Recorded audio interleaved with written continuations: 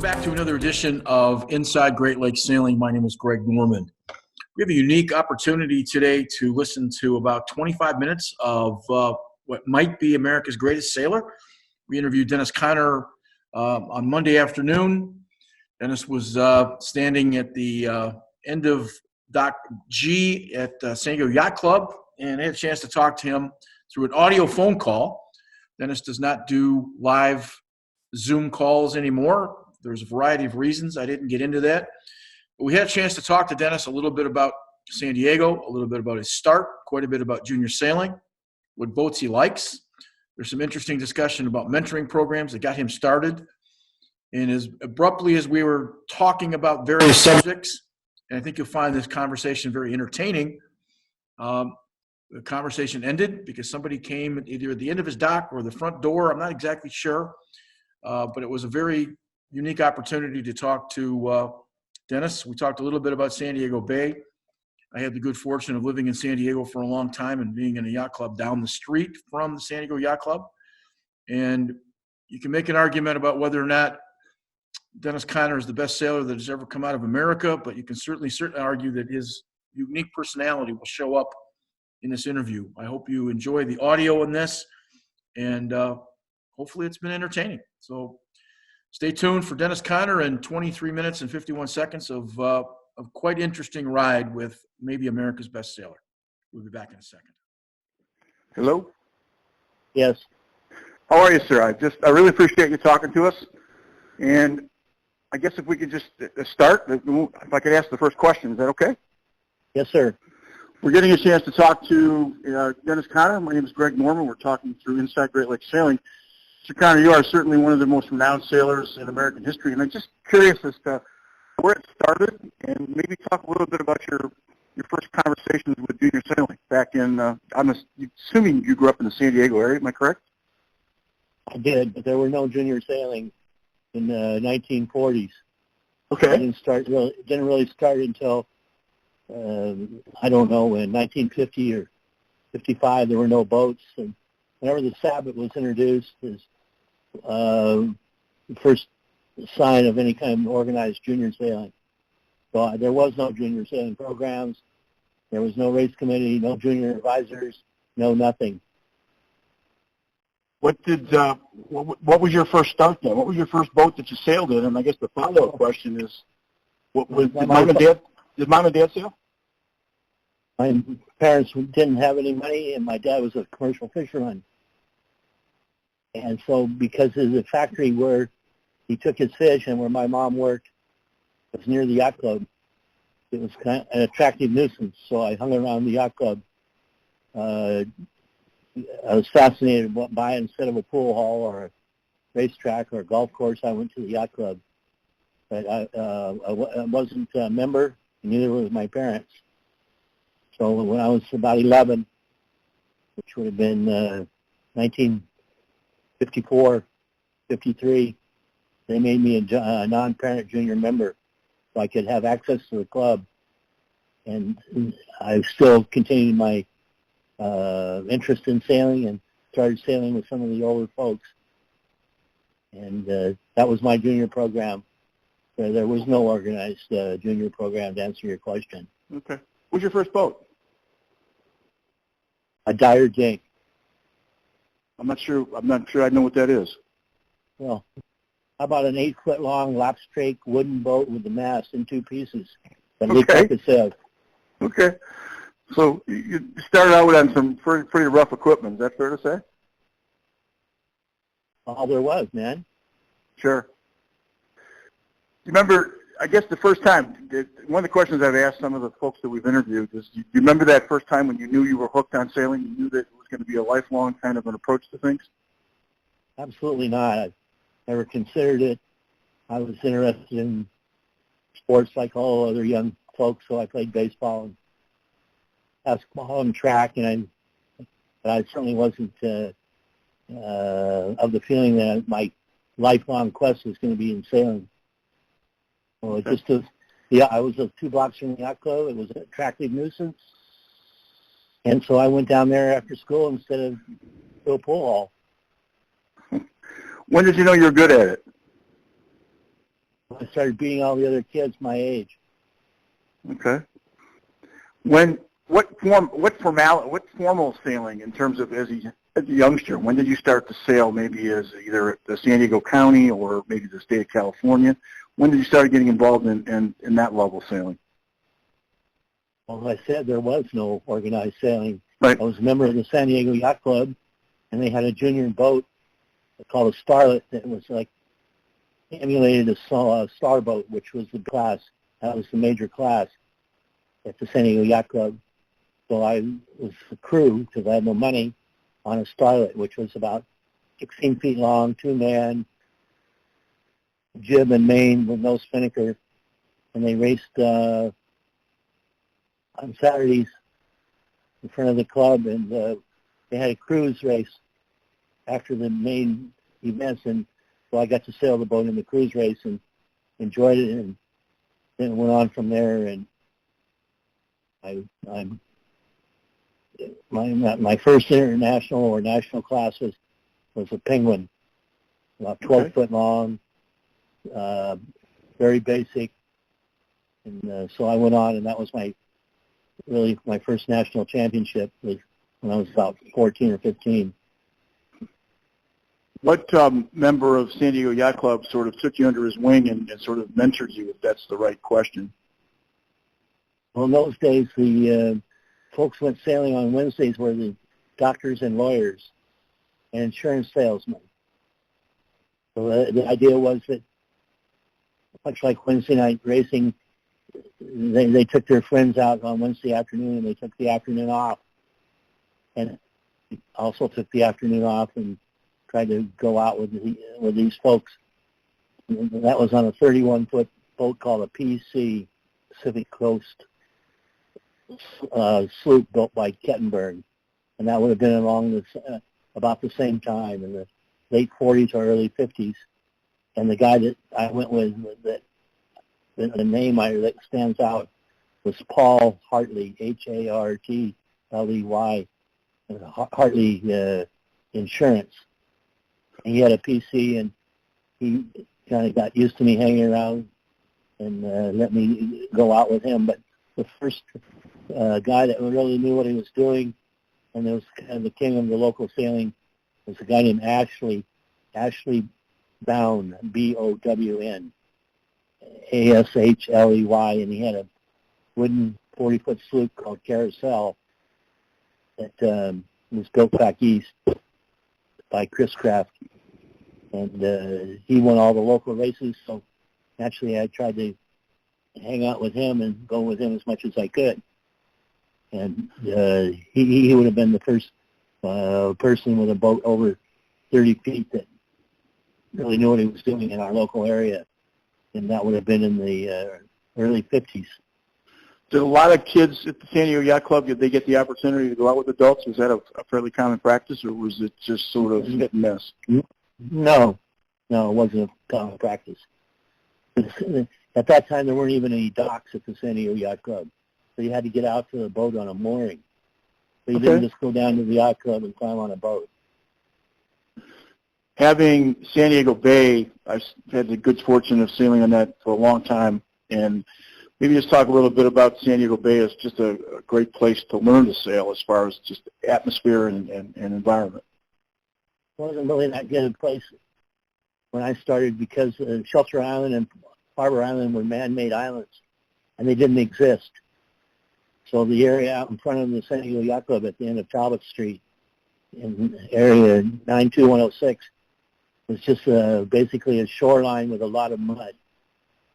so there wasn't a great deal of places to sail.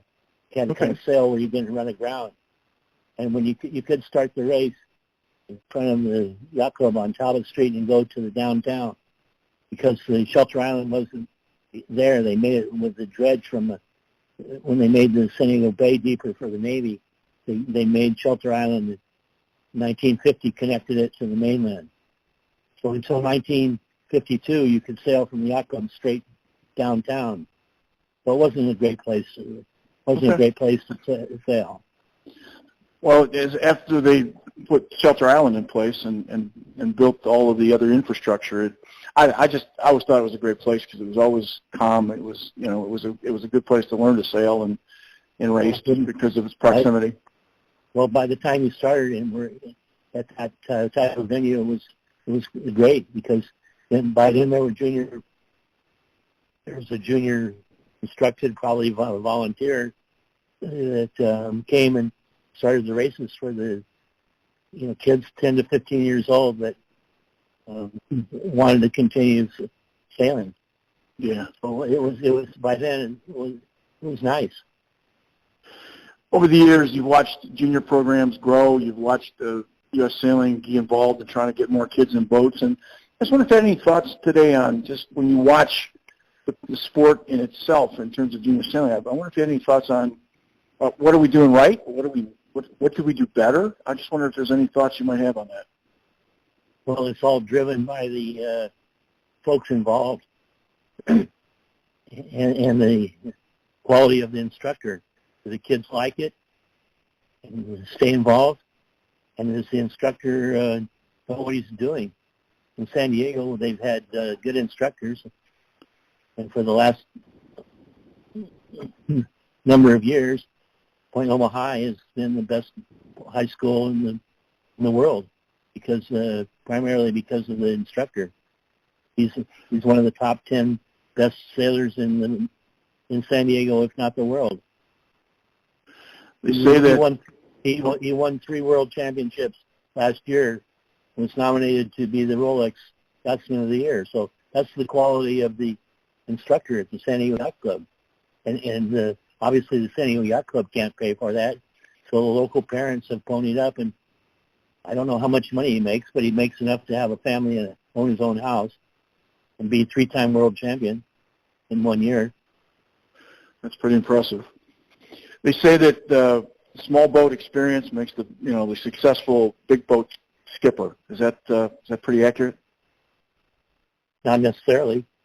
Well, most of the big boat skippers never had a small boat. They started and learned how to sail in medium-sized boats like Etchells or Sonars or 20 or 30 footers, and they had enough money to purchase whatever boat they're sailing now. But it's never been cheap. Right. And when the big jump came, where it really got from affordable to not affordable, came when they introduced Dacron and Orlon instead of cotton. So when the new materials came out, that Lowell North and Ted Hood and Ratsey started using, maybe, I'm not sure, but in the late 50s, then the price of the sails went up because materials went up with it. And so when the price of the sails started costing the same amount as the boats, then only the rich could afford it. I mean, now you have a 50-foot ocean racing boat, and a suit of sails costs more than the boat is worth. Yeah. I talk to sailmakers in our area, and you keep talking about now in hours of used sails versus, I think if I had new sails put on my boat last year, and I think they were probably 8 or 9 or 10 years old, and now racers are talking in terms of literally the summer, using them for very limited amounts of time. So it's changed. I'm curious, do you think the sailors are better today than they were 10 years ago, 20 years ago, 30 years ago? And I extrapolate that question into, are juniors learning more? I know part of that is an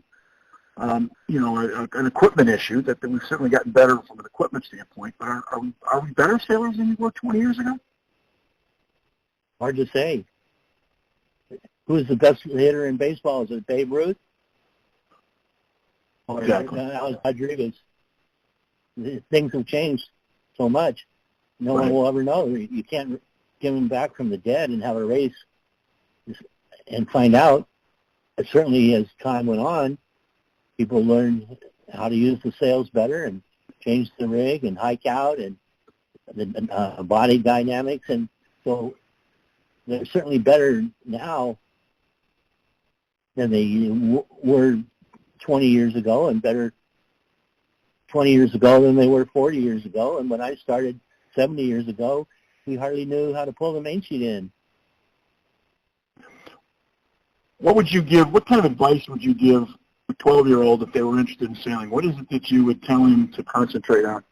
If you were telling a coach or a young sailor, he's looking up and realizing, what'd you tell him? So if you want to really coach the next level, you better enjoy it, because the sacrifices you make to be the best you can be, you can't do that and be the best third baseman or the best dancer or cheerleader or student. Okay. Because it takes focus and it takes sacrifice, and if you don't love it, and then you won't be able to be in a position to make those kind of sacrifices. What happens if you have a girlfriend and she wants to go to the movies? You take her to the movies, or you go sailing? Assuming for a second that everybody loves the kid we're talking about loves the sport, what technical aspects would you tell a young person, to a young 12, 13, 14-year-old, or even a coach? What would you tell a young coach if I was... I couldn't tell them anything. I have no idea. I'm Okay. not involved in coaching, and I don't hang out with the young kids. My racing I do with the very sophisticated adults, and maybe one junior, 20 years old. But I think the main thing was the type of boat that was available.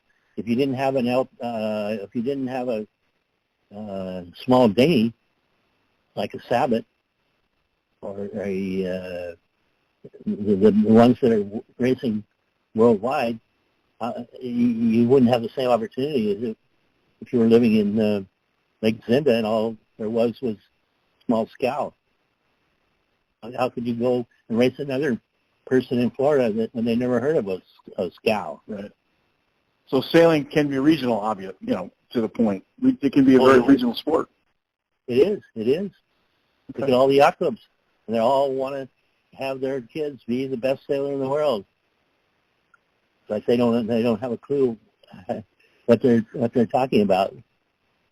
We start kids in Optimus, to sort of flat front to the boat, and we graduate them. Graduate them.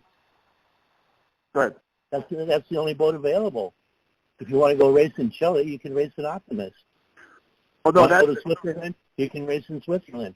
So that's the universal training boat there is, and has been for, I don't know how long they've been around, 30 or 40, 50 years. My question is, if you don't race in Optimus, you can't get to the next level. What are you going to race in? What kind of boat? You can't. Those kids aren't big enough to handle a laser. Well, that was my question. We start with this sort of flat-nosed boat, and we sort of graduate them, at least in this area, to a high school or college 420, and there doesn't seem to be a lot of intermediate between an Optimist and a something like a laser, or even that matter to a 420. I'm just wondering. It doesn't matter. It doesn't matter. It's the same technique.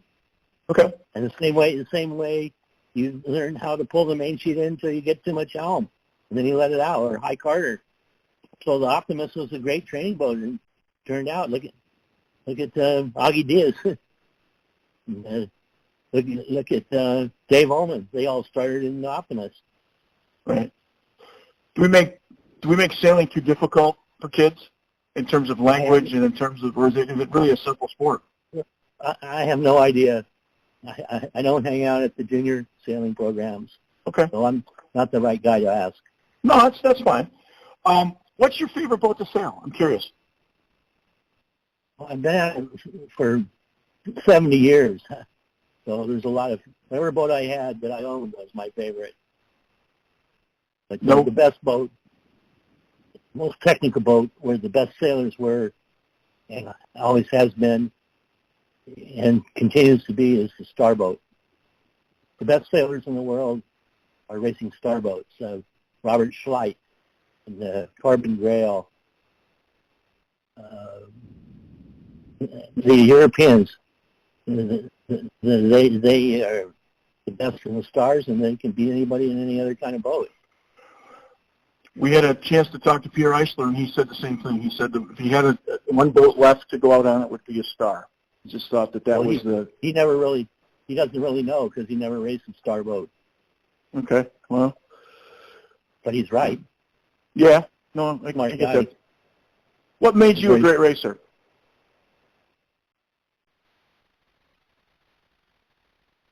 I don't know. I just assembled a broad base of knowledge because I lived here in San Diego where I had the people to learn from and to emulate and copy. And then the people that came to race against them, I mean, Lowell North was the best, but he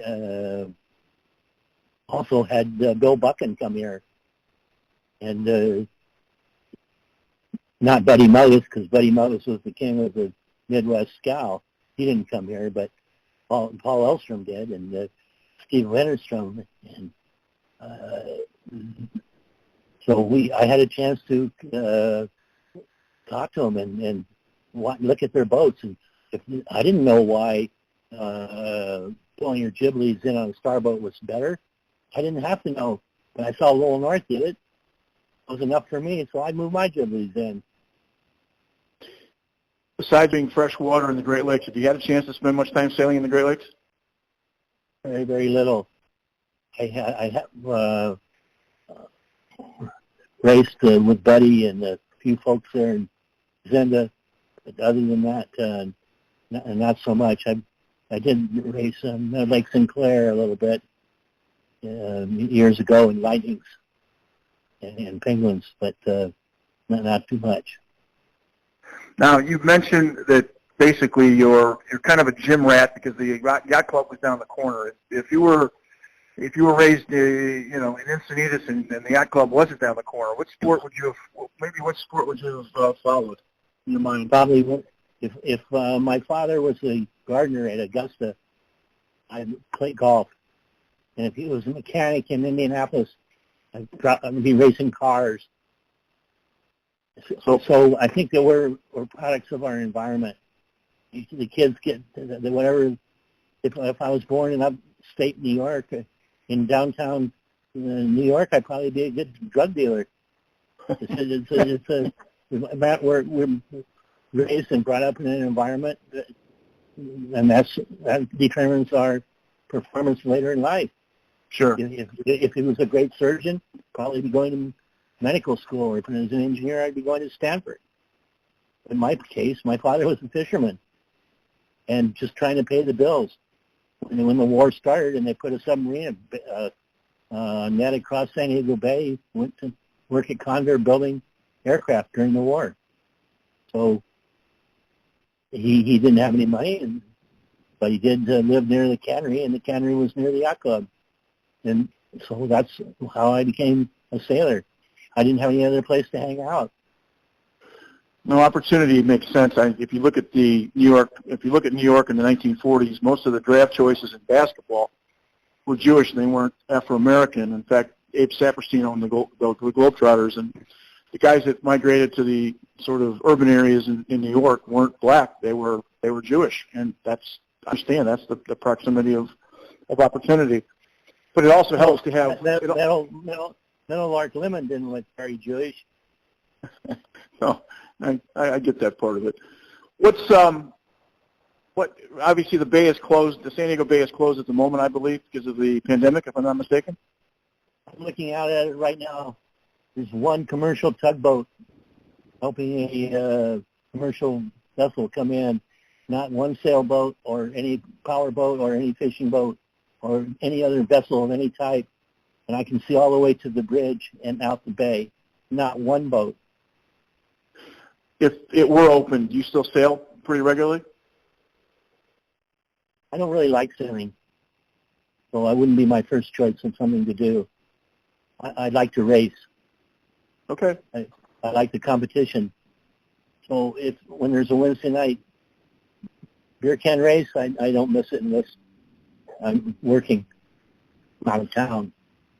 Or the best yacht club in San Diego is the Cortez Racing Association, and they run the best races and have the most participants. So I race in there. If you enter CRA, you'd see their schedule. And so I raced in, I have to go, sir. So I got to put a wrap on it. I got somebody at my front door. So good luck to your article, but I have to hang up. Appreciate your time, and you have a great season. Stay safe, please. Thank you very much. Thank you. I wanted to thank Mr. Dennis Conner, for coming on and talking with Inside Great Lakes Sailing. It was an interesting conversation. While I was editing this show, the phone rang, and it was Mr. Conner calling and wanting to make sure that I understood that he wasn't being rude, that there would somebody come to his front doorstep. Actually, it was an Amazon delivery. And we had a chance to talk for another 20 minutes. And I didn't record it because I wanted to talk to him about some things that maybe he didn't want to talk about publicly. And I got some really interesting answers and some suggestions. He had spent some time sailing Lightnings on Lake St. Clair. Talked a little bit about that. Talked quite a bit about Budgie Melgis, who we thought was one of the nicest guys that had ever come down the pipe sailing. And it was a very interesting conversation, and I'm going to remain private with an icon that I believe to be one of the best in the world. I would just wanted to thank him for calling back and a unique end to a conversation. When you get a chance to talk to your heroes, sometimes they disappoint, sometimes they don't. And that's not a bad or good thing. It's just a opportunity to talk to what I think is one of the best.